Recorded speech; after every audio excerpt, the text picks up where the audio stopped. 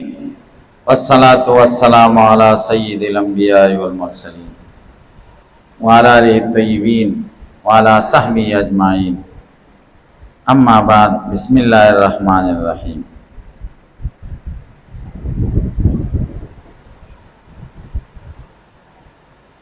باب ما جاء فی کراہیت الایقاع بین السجدتین دا زیوکم باب دفع بیان داغی کی چراغلی دی و مکروالی دا ایقاع کی دا سجدتین و پمینز کی دا دو سجدو پمینز کی با ایقاع نکی ایقاع ستوئی ایقاع یو تفسیر دا دے چه سڑے زنگونا نوت رئی او پکناتو کینی پزمکا او لاسونے پزمکا ای خیداس دسی کینی پمانزکی دا یو تفسیر دے دا امام طحاوی دے قاعدہ تفسیر کھڑے دے دا سناست مکروح تحریمی دا بمانزکی دے اندار چے پا پندو کینی پا جلسہ کی دا کرخی کھڑے دے دا مکروح تنزیحی دا پندو سنگا کینی تا واقع بات دسی نکران قائدہ باری تکینا پا پندو بانے کے ناستا دا قشان ناستا گورا پا پندو ناستے پا پندو خپے والاری دی خپے والاری دی او سڑے کینی پا پندو کینی دا شناستا مکروح تنزیحی دا دا ایقاع تعبیر او تعریف کرخی کرے دے دا کرخی دا تعریف مطابق ایقاع مکروح تنزیحی دا اور دا طحاوی دا تفسیر مطابق ایقاع مکروح تحریمی دا دا زمان مذہب دے شوافی اور مسلک دار ہے چاہے ایقاع بالمعنی الثانی سنت تا نووی دا ویلی دے اور بے حقی ویلی دے اللہ بسم اللہ الرحمن الرحیم وبه قال حدثنا ابو الله بن عبد الرحمن قال حدثنا عبيد الله بن موسى قال حدثنا اسرائيل عن ابي اسحاق عن الحارث عن علي رضي الله عنه قال قال لي رسول الله صلى الله عليه وسلم يا علي احب لك ما احب لنفسي واكره لك اے علی زتا تا خوخم چه چزان دا بارا خوخم بد گانم تا تا چه چزان دا بارا بد گانم لا تقع بین السجدتین دا سجدو پمین کے اقعا مکوا اللہ قال ابو عيسى هذا حديث لا نعرفه من حديث علي رضي الله عنه الا من حديث ابي اسحاق عن الحارث عن علي رضي الله عنه وقد ذاق عنه الحارث الله دے سند کی حارث عور راغلے دے بعضی محدثینوں حارث عور ضعیف گانا لے دے اللہ ولعمل على هذا الحديث عند أكثر أهل العلم يدعون الإقامة والإقامة من عائشة وأنس وأبي هريرة رضي الله عنه. بابن پر رخصت پہلے اقام باب دے پہ بیان دے اجازت پہ اقاع کی اقاع کی اجازت دے یا ضرورت دے وجہ نہیں او یا سڑے کے ناستنو خیر دے اللہ مکروح اللہ قال حدثنا يحيى بن موسى قال حدثنا عبد الرزاق قال حدثنا جريج قال أخبرني أبو الزبير أنه سمع طاووسا يقول كنا لابن عباس رضي الله عنه في القراءة على القدمين قال هي السنة فقلنا إنا لنراه جفاء في الرجل قال بل هي سنة ابن عباس تمنگوی ہے اقاع بارک انت تپوسو کال القدمین دا کر اقاع بالمعنی الثانی دا کرخی والا قال هي السنة فقلنا إنا لنراه جفاء بالرجل دا خمانگ گنو جفا بے وپائی دا سڑی بارک حالکہ پہ پوچھے جفا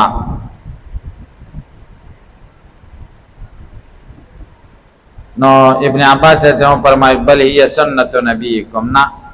دستا سے دا پیغمبر سنت جپا نہ دا خمقلتوب نہ دے بلکہ دا پیغمبر سنت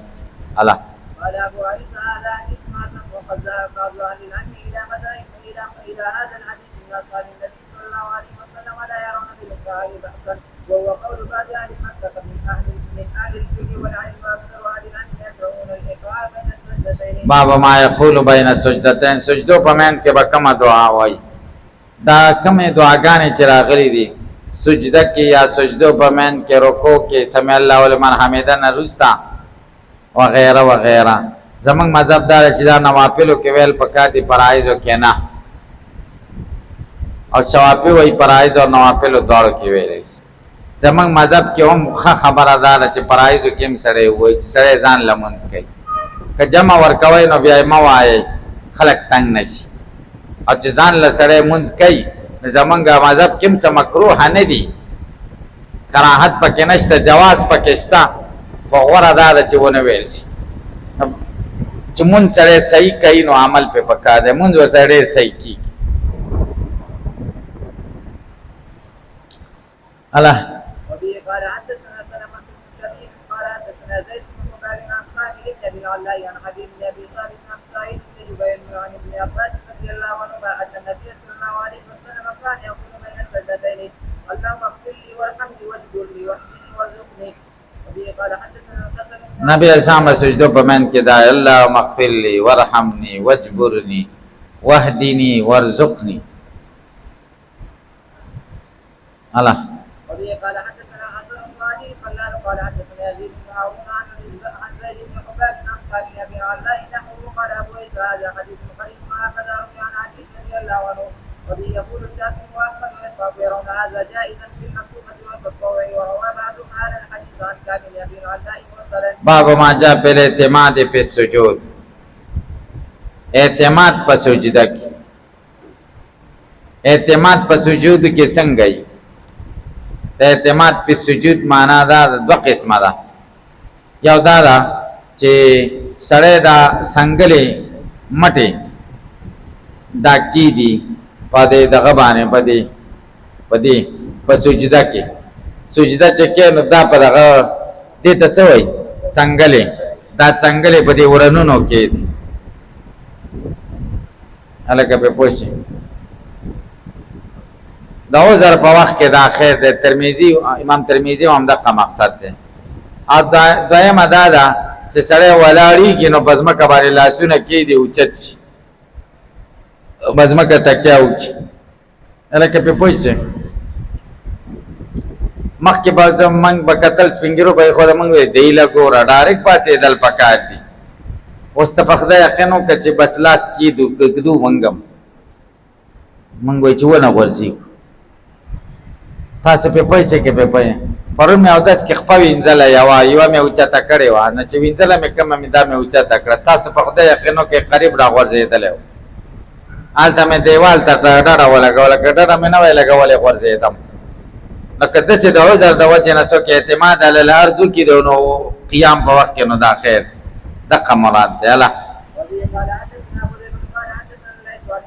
عن عن سمين عن ابي صالح عن ابي هريره رضي الله عنه قال اشتكى اصحاب النبي صلى الله عليه وسلم الى النبي صلى الله عليه وسلم مشقه السجود عليه اذا تفرغوا فقال استعينوا بالركب.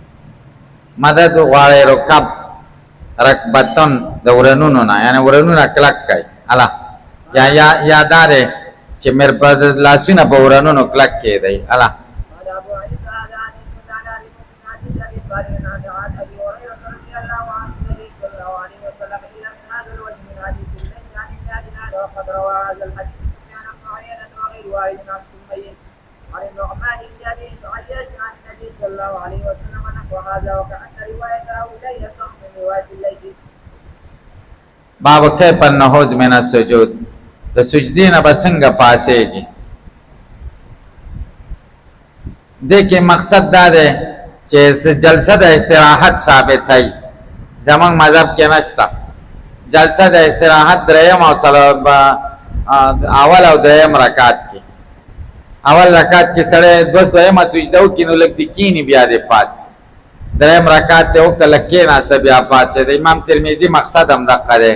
چې جلسه د استراحت ثابته کړي. هلکه کیفیت د نهوض ښیي. الله وبه قال حدثنا علي بن مسلم قال حدثنا حسين عن خالد بن عزاء عن ابي عن ابي تلاوه عن مالك بن حويرث الليثي رضي الله عنه انه راى رسول الله صلى الله عليه وسلم يصلي فكان اذا كان في وتر من صلاته لم ينهض. چې په وتر مانځه کې بچي اول رکعت کې یا دریم کې لم ينحس حتى يستوي جالسا، نه به کې دغه کې پاتې د تر دې چې خبر برابر شه په ناسته باندې. وای قال ابو عيسى حديث الله عنه حديث حسن صحيح والعمل عليه عند بعض اهل العلم وبه يقول اصحابنا. او منګه وای چې دا د عذر د وجه نه داسې و مستقل سنت نه دي بابا منو اذان الله. وبه قال حدثنا يحيى بن موسى قال حدثنا ابو معاويه قال حدثنا خالد بن الياس ويقال خالد بن الياس عن صالح مولى التوأمة عن ابي هريره رضي الله عنه قال كان النبي صلى الله عليه وسلم ينهض في نبی اسلام په پاسې د پشاګانو د قدمونو باندې دا زمونږ دلیل دی. موږ وایي جلسه د استراحت نشته.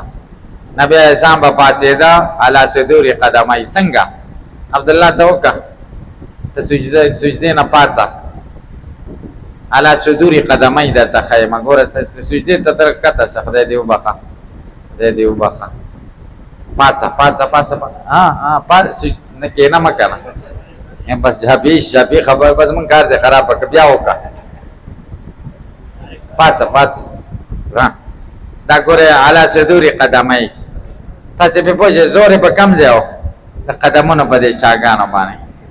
دا زمونږ دلیل دی. قال ابو سعید بن علی الامر اندلن یختارون ان ينحذر رجل بسرعه يسير قدمای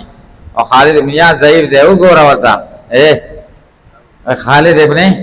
یا ضعیف دی اند الحدیث ويقال البكت پوسی پوی خالد ابن الیاس ضعیف دی این دلیل ويقال خالد ابن الیاس امر اغله دی او صالح مولا د تومی دا صالح نو ابي صالح دی ابو صالح نو می نبهان دی مدنی باو ما جاء په تشهد باب د بیان دا کی چراغله د تحیات مبارک التحیات تدری دی الکانو صيغه د تشهود درې دي. یو د عبد الله ابن مسعود روایت دی هغه زمونږه مختار دی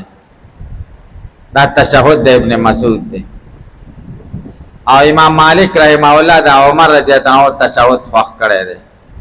او امام شافعی د ابن عباس تشهود خوښ کړی دی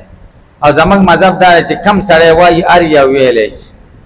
او خوښ زمونږه دا دی التحیات للہ والصلوات والطیبات والسلام علیکہ ایھا النبی ورحمۃ اللہ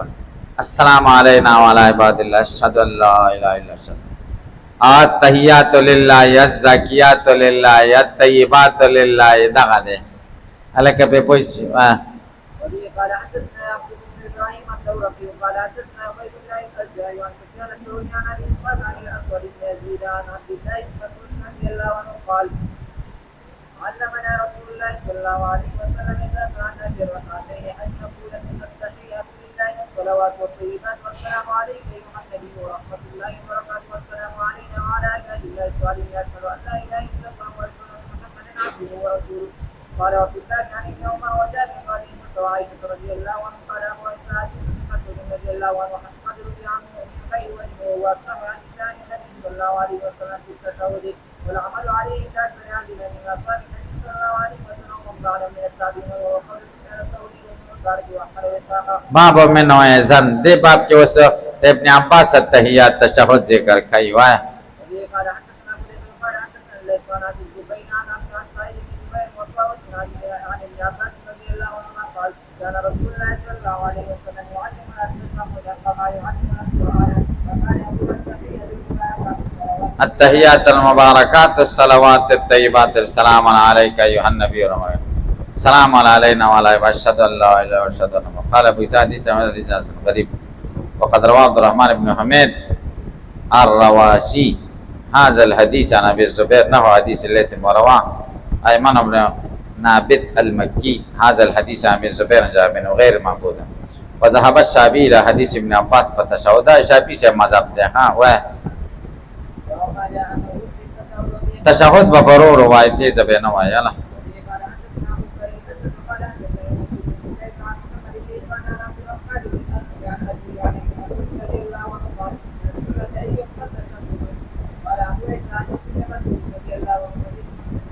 باب کیف الجلوس فی التشہد التحیات کے بسنگا کینے تورک بکینے او کدا زمان پشانے بکیگی. ابو حنیفه وی افتراش بکې په دواړو قیدو کې په اول او دویم دواړو کې به افتراش کې افتراش پیچره یو وخت قسم لای باغې باندې کوناټی کې نه بل ودرای دیته افتراش شو. امام مالک وی تورک بکې په دواړو کې اول او دویمه قاعده کې به تورک کې تورک پیژنئ په ناټو سړی کیني او خپې د ښي طرف ته وباسي عبدالله ته وکړه تورک وکړه پیژنئ تورک دې ته وایي دې ته تورک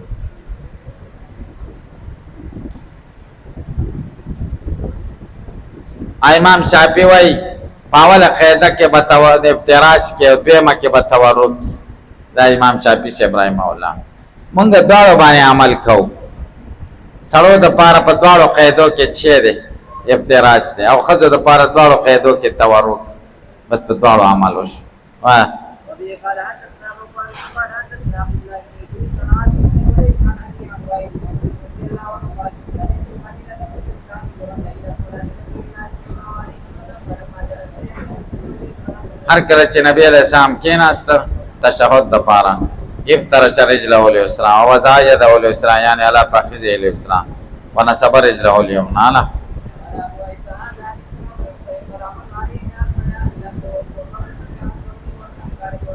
باب من ويزن الله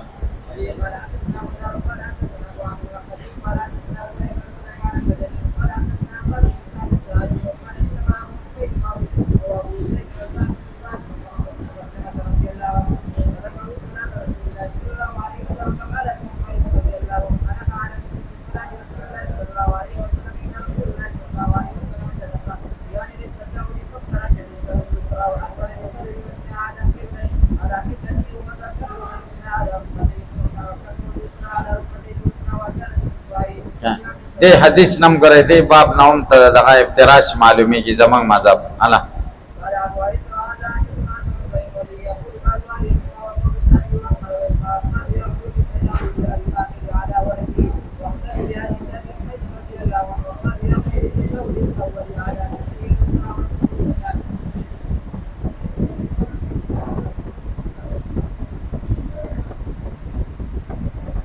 باب ما جاء په اشاره باب د بیان دا روایت کې چې اشاره بارک را اشاره زمونږ متونو کې د فقه نه د ذکر ظاهر روایت او صاحب د منیت المصلی ورته حرام ویل ده زیاته کړي او صاحب دا دغه د خلاصه کې دانیم په حرامو کې حساب کړي او داغی بارک کشان ورشا کشمیری وی که حسن اسوان نوے نما بصاحب دا خلاصے کے دانی تا کافر ویلی وی تکا آغا ست حرام وی چاگا پیل دا نبی علیہ السلام نثابت خون دیر معتبر قول پاکی دا مجدد البسانی دا امام ربانی آغا ورطا وی چی اشارہ دینے کی اشارے نا خلق منع کئی ولی وزکا دے کہ حدیث مستعرب دے حدیث مستعرب نہ دے مستعرب پی المتن پاکی نشتا بلکہ سے چل لے مختلف طریقوں سره راغلی دی مختلف کیفیتونه دي او ټول جایز دي درې طریقې دي پکې ښه طریقه ده پکې دا ده چې استاد ابهامه حلقه کې داسې دا ابهامه ده دا استاد دا حلقه کې دا اوچته کې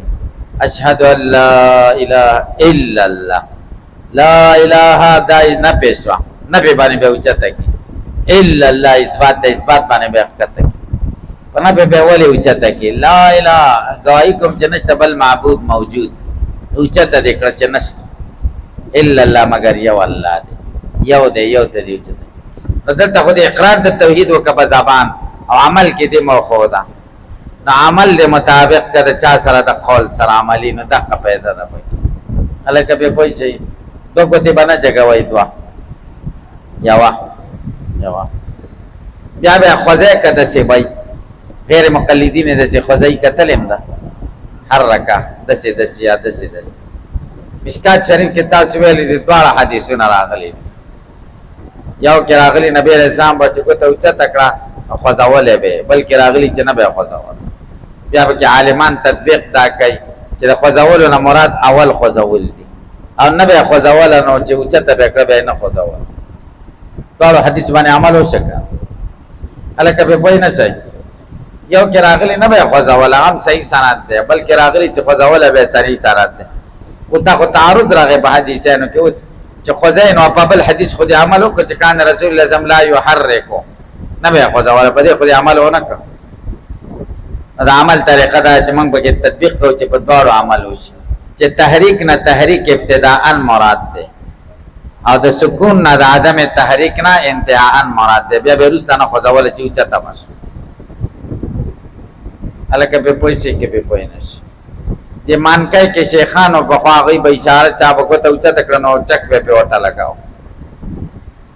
یو نسوار به یې نه پرېښوده جومات کې چا پخوا به د مشران که تاسو لیدلي چې مونځ به یې کوو د نسوارو ډبی به یې سپلو کې کېښوده کتلي هم دي نه دی چېرته د نسوارو ډبی سپلو کې لیدلی یو بل ته اشارې کوي چې دلته راشه دا دي لکه مار چې راغلي دي نه یو دس یې کړی دی چې جومات نه لرې کړي چې دس یې کړی سر ته لرې شوی ټول نسوار جومات کې توی شي صحیح ده ګوته باندې به ورته چک لګاو یو د نسوارو خلاف او یو د دې اشارې خلاف ګوته ماتول مې ما اورېدلي دي او دا چک په خو پکې دی چې چک به ورته لګاو دومره زر د سپین ږیري ملایان اوس هم خلاف دي د دې اشارې سپین ږیري تاسې پې پوه شئ دلته خو سپین ږیري اکثره ډېر نوجوانانو علماو ډېر کار کړی بدعاتو باره کې سپین ږیرو نه دی کړی عمره افغانستان کې سپین ږیري مولین دي یو څه خدای دې زر جنت ته بوځي هغوی د دې مذهب ډېر پابند دي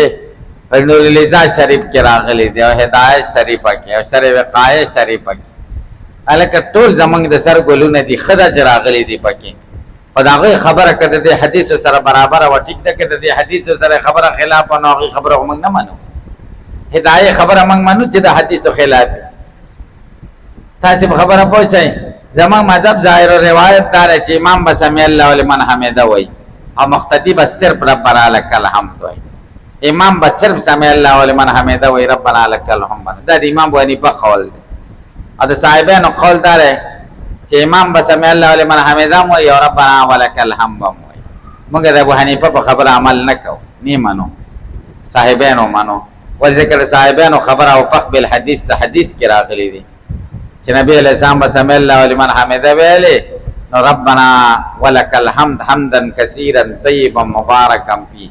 ملء السماوات وملء الارض وملء ما بینهما وملء ما شئت من شیء بعد دا به ټول ویلې دا مسلم شریف روایت دی تاسو په مسلم شریف کې راشي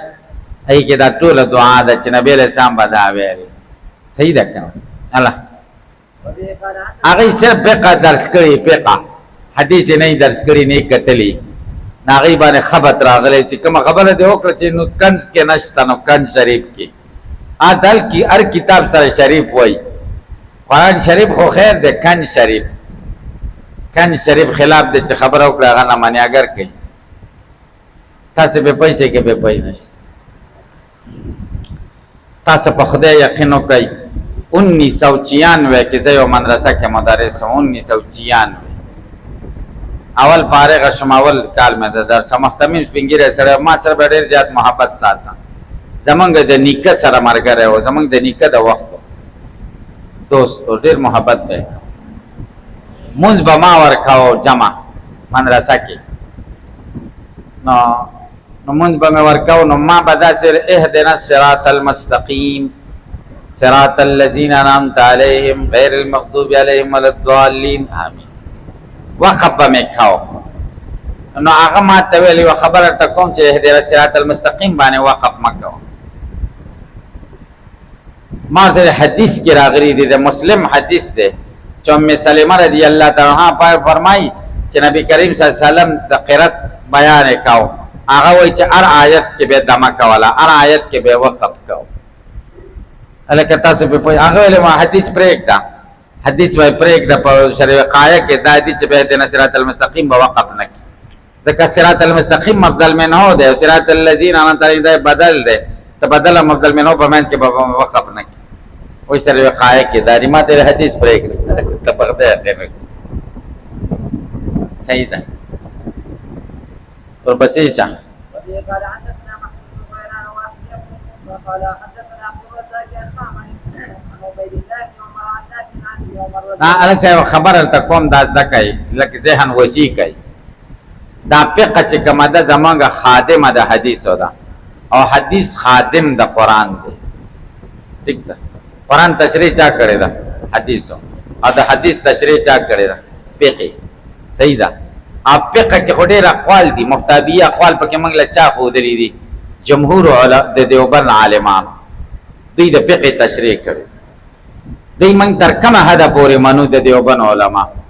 چې د فقه تشریح کړي؟ بس خدایان نه منو، خدایان نه منو چې حلال او حرام به موږ له مقرر دا حلال دی او دا حرام. نس کې یو شی حرام قرآن کې او هغې له علماء دیوبند حلال وایي، داسې نه کوي خو بالفرض موږ ورته قرآن به منو که د علماء دیوبند به منو؟ قرآن به منو که نه. صحیح ده. دا یوه فقه چې کومه ده د حدیثو تشریح کړې ده. فقه کې داسې خبرې دي بعضې چې هغه د حدیثو خلاف موږ له داسې ښکارېږي چې چا کړي هغوی به پکې بل مطلب هغوی باندې موږ حسن ژوند کوو، خو دغه خبرو باندې موږ عمل نه کوو. او چې زمونږ قرآن کې هم ډېر داسې آیتونه دي چې هغه معمول بها نه دي. عمل په ټول قرآن خو نه کېږي که نه. قل یا ایها الکافرون لا اعبد ما تعبدون ولا انتم. دا تاسو اورېدلي دي چې دا منسوخ دغه دی، حکم منسوخ دی او تلاوت باقی دی. او ویلم دي که ویلم نه دي. او الشیخ والشیخة اذا زنایا فرجموهما نکالا من الله والله عزیز حکیم. دا آیت شته نه او موږ پرې عمل کوو. هلکه پې پوښتنه تاسو نسخه څلور قسمه د نور الانوار کې که نه. د قرآن کې هم داسې آیتونه شته چې هغه معمول بها نه دي. فقه کې هم داسې شته، حدیثو کې هم داسې شته چې هغه معمول بها. امام ترمذي وایي څلور حدیث دي زما په کتاب کې چې هغه معمول بها نه دي. صحیح دي او خلک پې عمل نه کوي. هلکه دوه خو دي که نه؟ دوه یو دا چې نبي اعظم بغیر د مرض نه، بغیر د سفر نه، بغیر د مطر نه جمع بین صلاتین کړي، په دې څوک عمل نه کوي. اول دا چې غلم بنځم کرا ته ذکر غیر کنه پختلو او د غل وجنه باندې څوک عمل نه کوي. دا ابتدا کې موږ ویلو کنه. دا حدیثو کې غیر معمول بها شته، قرآن کې غیر معمول بها شته، ځکه ته حکم منسوخي کنه آیات باقی منسوخ باندې عمل نه کوي کنه. په پوهیږئ نو دغه شان کړه فقه بعضې خبرې موږ ونه منلې او عمل هم پرې ونه کړو، ګناهګاري کوو. هېڅ هم نه ګناهګاري. وایه ورپسې شه هدایه کې ورته ته هدایه ګورې د اشارې بیان پکې نشته. سنن د صلات ذکر کړي دي، اشاره پکې متونو ټولو کې نشته، کنز کې هم نشته. تاسو فقه کتاب کې اشارې بحث ویلی دی، کم کتاب کې ویلی دی؟ نشته. او حدیثو کې شته، موږ اشاره کوو، فقه کې دې نه وي کنه. هلکه پرې پوه شئ. امام محمد موطا لیکلی ده د حدیثو کتاب، هغه ویلي دي اشارې باره کې ډېر حدیث ذکر کړي دي. بیا ویلي دي وبصنیع رسول الله صلی الله علیه وسلم ناخذو وهذا قول ابي حنیفه. ابو حنیفه په مسلک باندې امام محمد ښه پوهېده که روسته مولیان پرې ښه پوهېږي. هغه برای راست شاګرد وکړه، هغه وایي د رسول الله صلی الله علیه وسلم په عمل باندې مونږ عمل کوو. وهذا قول ابي حنیفه، دا د ابو حنیفه رایه هم ده، اشاره مونږ کوو. وایه عن ابن عمر رضي الله عنهما ان النبي صلى الله عليه وسلم كان اذا جلس في الصلاه وزيد وزن على ركبته ورفع اصبعه التي تلي الابهام يدعو بها ويدعو اليسرى على ركبته فاسقها عليه. قال وفي الباب عن عبد الله بن الزبير ونمير الخزاعي وابي هريره وعن ابن وائل بن حجر رضي الله عنهم. قال ابو عيسى حديث ابن عمر رضي الله عنهما حديث حسن غريب لا نعرف من حديث عبيد الله بن عمر الا من هذا الوجه والعمل عليه كما جاء من اصحاب النبي صلى الله عليه وسلم. عمل بدې د بعض اهل علم او د نبي اسلام د صحابه اختارون الاشاره په تشه او دا قول زمونږ د اصحابو ده. بس د درود شریف ولوم.